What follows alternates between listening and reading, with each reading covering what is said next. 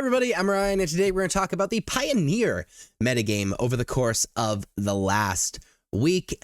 However, as a disclaimer, as with all of my metagames, it's technically a winner's metagame since Magic Online only posts the top 32s of challenges, but it's still pretty reflective of the overall metagame. Let's do it. So this is the Pioneer metagame. At the top, mono red aggro. In second is it Phoenix. Third with mono black midrange, and in fourth with Jund Sacrifice. And then in fifth, a new deck to the top 5 is Selesnya Angels. So if you want to look at this for a little bit longer, please be sure to pause the video. But we're going to talk about these decks, starting with Selesnya Angels.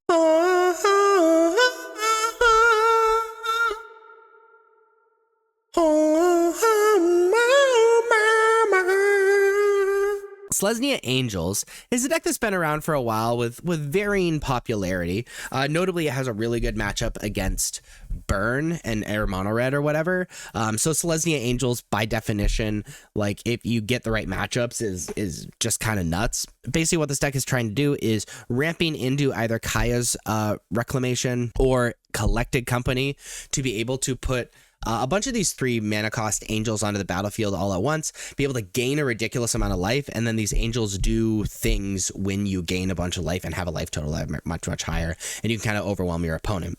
So the life gain is, like, it isn't about just gaining life and getting out of range of your opponent. The life gain actually makes your creatures more powerful, and so it accidentally has a good matchup against the aggro decks. However, this deck is really weak to board wipes, which is why it's a little scary to play against. Hey!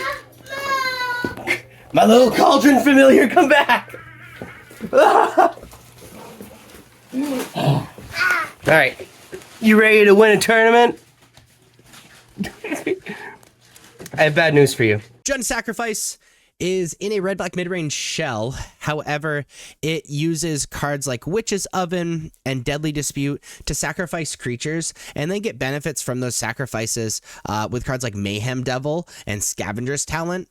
And with Cauldron Familiar being able to loop draining your opponent with Witch's Oven, and an infinite combo with Yigra, Cauldron Familiar, and Witch's Oven. So it's a combo deck where if the combo fails, it's just like a really good red-black mid-range deck. Look, Mom, it's not a phase, I just like black. Mono black midrange has become the premier midrange deck of the format, kind of overtaking red-black, mostly because Unholy Annex is filling the spot of Fable and Mirror Breaker pretty well, and the mono black deck has a better matchup against the aggressive decks than the red-black deck, unfortunately. But this is the play creatures that do a little bit more than on their surface, draw a whole bunch of cards off of Unholy Annex, and then just look to 1-for-1 by tearing apart your opponent's hands and killing what enters the battlefield. It's a tried and true method of winning games of Magic, and mono black midrange does it very well.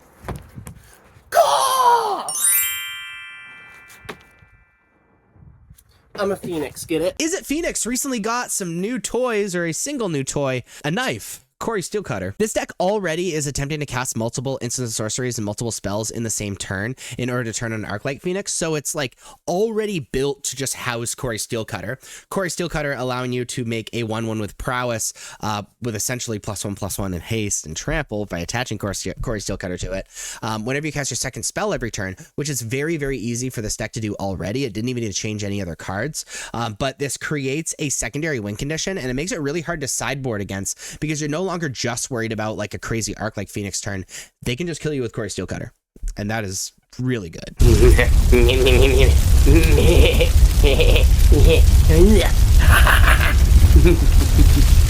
And then the most popular deck in Pioneer is mono red aggro. It's been for a while. Mono red aggro is very similar to the standard mono red aggro list, but it plays these mouse creatures with mouse synergies and Heartfire Hero, Emberheart Challenger, and Manifold Mouse to be able to see a bunch of cards, deal a ton of damage. On top of that, being able to play Screaming Nemesis and Sunspine Links, which are very hard to answer threats, along with all of the classic contenders for aggressive cards like Burst Lightning, Lightning Strike, Monstrous Rage, Kamano Faces, Kakazan, and whatnot. It's just attempting to kill as fast as possible. But that is the Pioneer metagame over the course of the last week. If you liked this video, please be sure to like and subscribe. Check me out on social medias. Links are above me and in the description. Thank you so much for watching. I'll see you next time. Bye-bye.